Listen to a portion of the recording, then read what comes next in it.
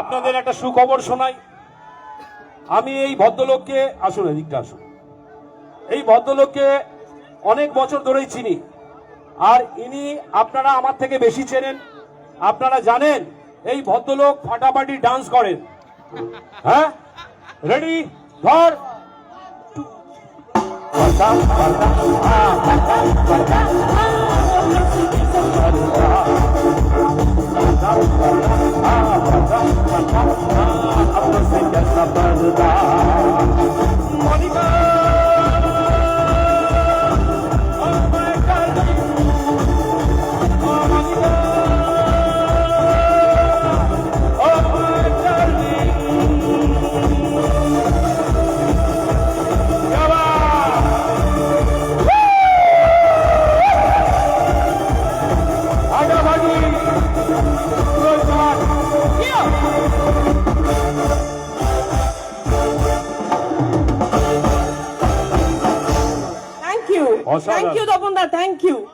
এই তাপসাকে মুক্তাপুর বাস স্ট্যান্ডে আমি 8 বছর আগে এনেছিলাম, যখন রচনা ব্যানার্জি, স্বস্তিকা ব্যানার্জি যখন ফাংশন করায়, এই তাপসদা আমার সঙ্গে এসেছিল।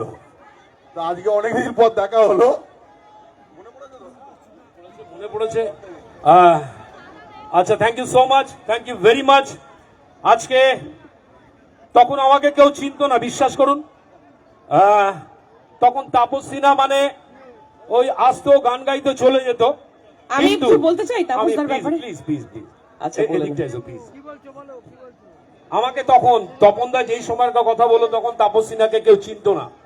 আজকে সারা ভারতবর্ষের মানুষ, শ্রোতারা চেনেন। এবং একটা সুখবর দিই, আমি 4-5 বছর আগে ইউরোপ গেছিলাম।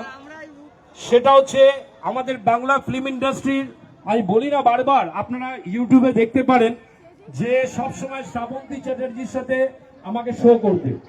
তো আমাকে সারা পশ্চিম বাংলা ভালোবাসার মানুষ বেছে নিয়েছেন একমাত্র শ্রাবন্তী চ্যাটার্জি।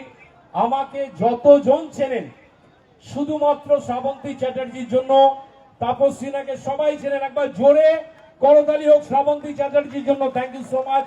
আমি কিছু বলতে চাই, তাপসদা তো বললো আজকে আমরা তো নন সিঙ্গার, আমরা যারা অ্যাক্টর সবাই তো গান গাইতে পারে না, যেটা ফ্যাক্ট, আমরা অভিনয়টা করি। তো আজকে যেটুকুনি খুব খারাপ গাই জানি, কিন্তু সাহসটা যে জুগিয়েছে, এই যে সাহস, এই মঞ্চে দাঁড়িয়ে আপনাদের মতো এত সবার সামনে, আমার ভালোবাসার মানুষদের সামনে যে আমি আজকে যেটুকু গাইতে পারি, পারফর্ম করতে পারি, সেটা কিন্তু এই মানুষটার জন্য।